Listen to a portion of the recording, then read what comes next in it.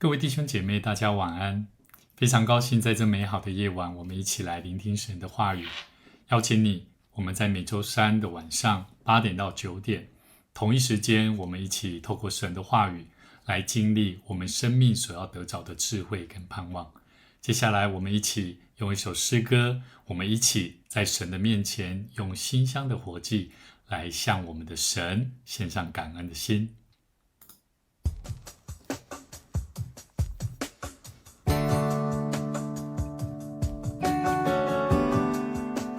神喜悦我们在他面前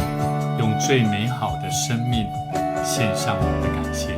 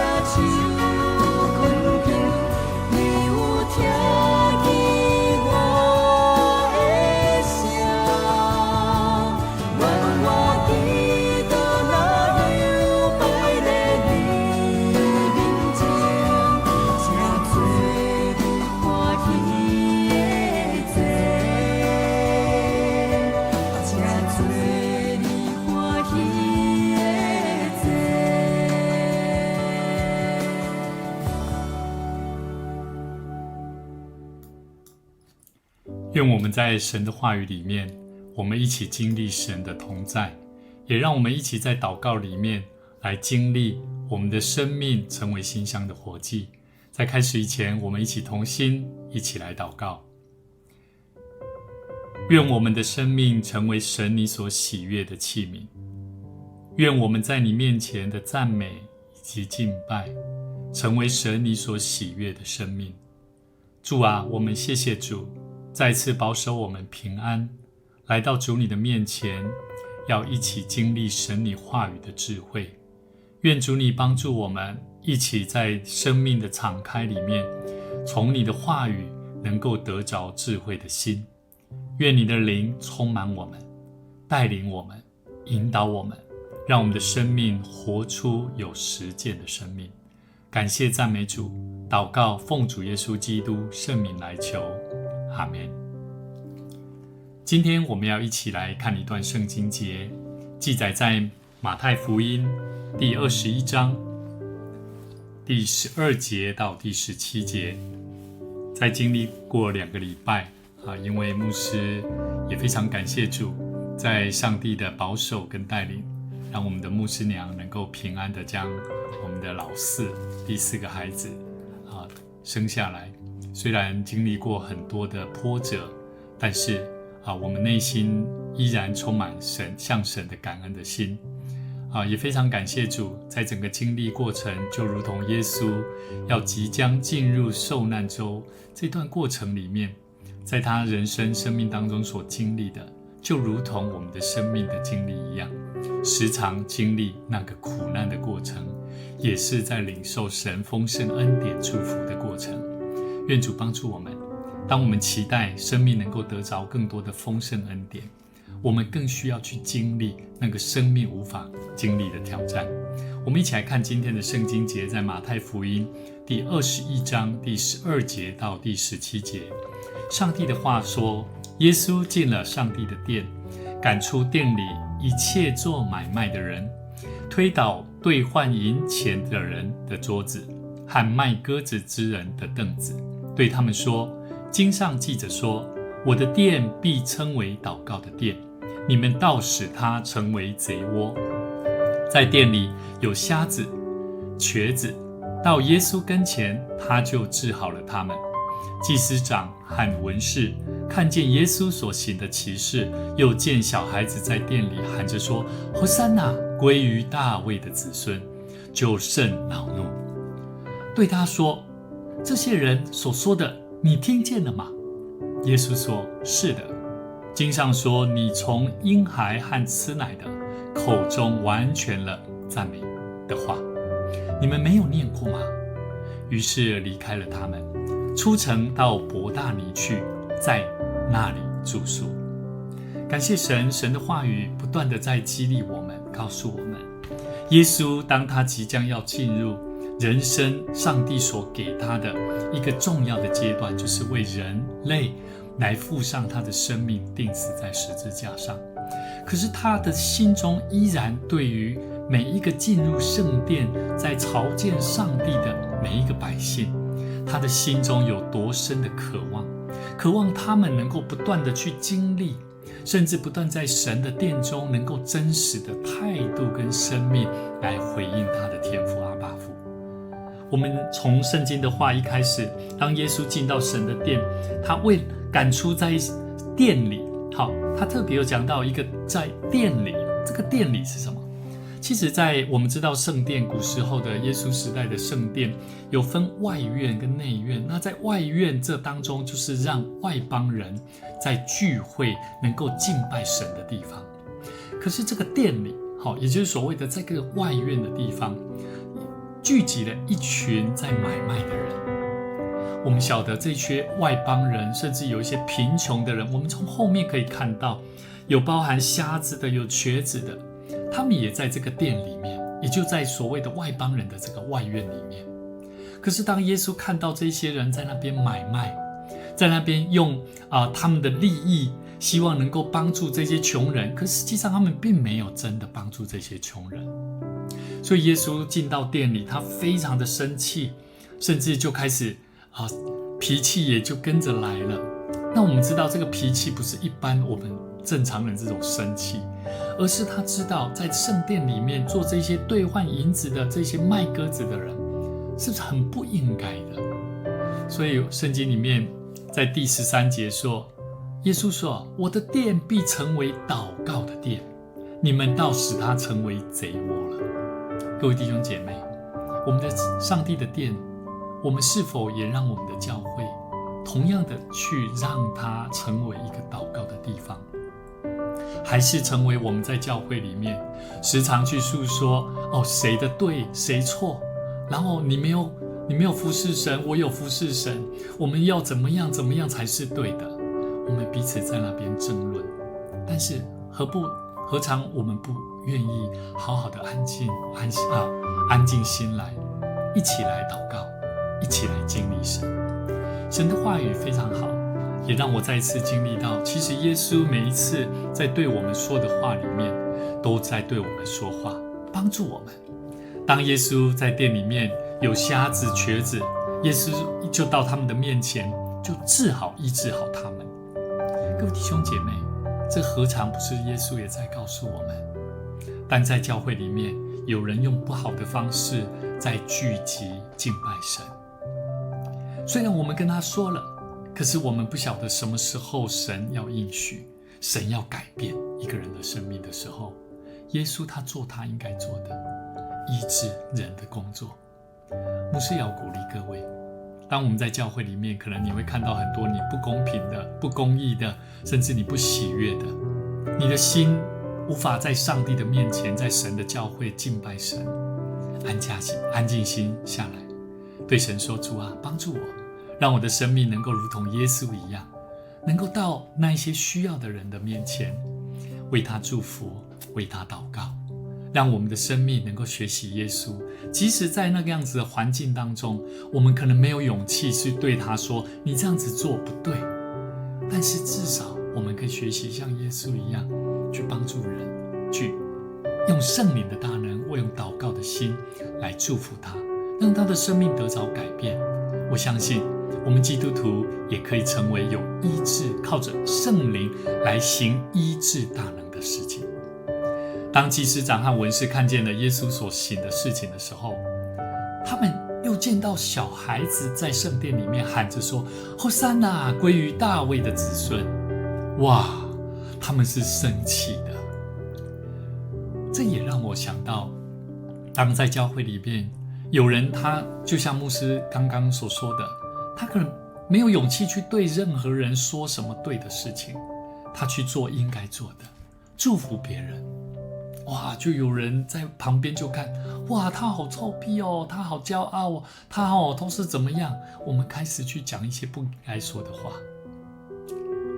可是耶稣教导我们，从这个故事里面，我们看见祭司长和文士看见了小孩子所做的，当他们呐喊这个是何塞那大卫的子孙耶稣基督的时候，我们知道发生什么事情。耶稣就对他说这些文士跟祭司长就对耶稣说，对他，这个他是耶稣，就对耶稣说，这些人所说的你听见了吗？耶稣就说，有啊，是的，我听见了。但是你们知道吗？经上说，你从婴孩和吃奶的口中完全了赞美的话，你们没有念过吗？各位弟兄姐妹，这句话就是在诗篇第8章第2节，耶稣在告诉他们，诗篇第8章第2节说，你因敌人的缘故，从婴孩和吃奶的口中建立了能力，使仇敌和报仇的闭口无言。各位弟兄姐妹，圣经里面告诉我们，耶稣很喜欢透过这些小孩子单纯的心的人，来教导很多在他身边跟随他的人。我们是否也能够学习我们所看见的这个故事里头，耶稣所要教导我们，我们要时常在耶稣所经历的这个苦难的过程，在我们生命经历到苦难的背后，我们依然赞美神，高举神的荣耀。我相信你的生命，神也同样的要高举神那奇妙的作为。不要让你的生命能够活在一个没有见证、没有果实的生命。愿我们一起在上帝的话语再次更多的经历神要对我们说什么。耶稣经历生命当中，即将我们在下个礼拜，我们就要跟耶稣一起进入受难周的阶段。我们时常要回想耶稣为我们钉死在十字架上，那个经历，那个过程是充满恩典的，是充满祝福的。愿主赐福大家。我们一起来用一首诗歌，主你的疼，来享受上帝对咱的祝福。我们也一起在祷告当中更多的经历神要对我们说的话。愿神赐福大家。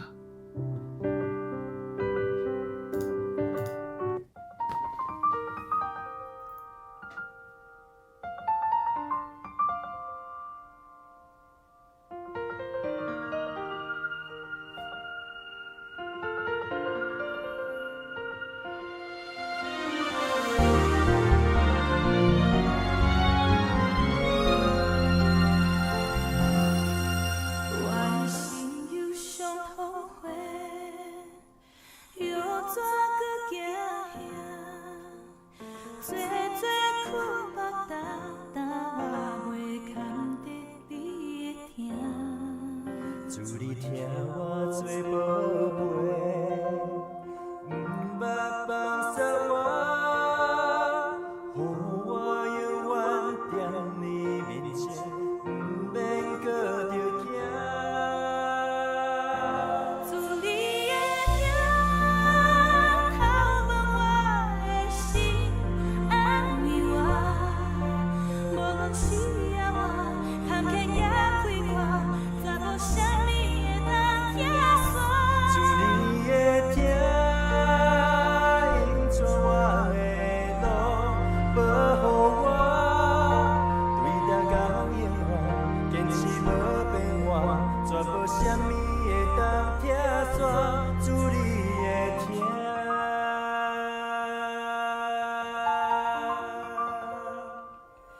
祝你的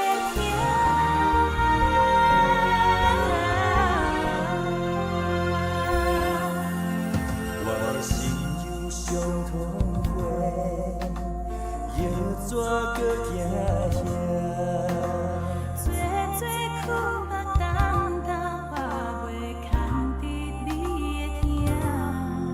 祝你疼我做宝贝，不捌放下我，予我永远踮你面前，不免搁着惊。祝你的疼，透满我的心，安慰我，无论是啊我，坎坷也开阔，绝无啥物会当拆散。祝你的疼，引出我的路，保护我，对待到永远，坚持无变化，绝无啥物会当拆散。祝你的疼，祝你的透满我的心，安慰我，无论是啊我，坎坷也开阔。绝无啥物会当拆散。你的疼，引出我的路，保护我，对待到永远，坚持无变化，绝无啥物会当拆散。祝你的疼，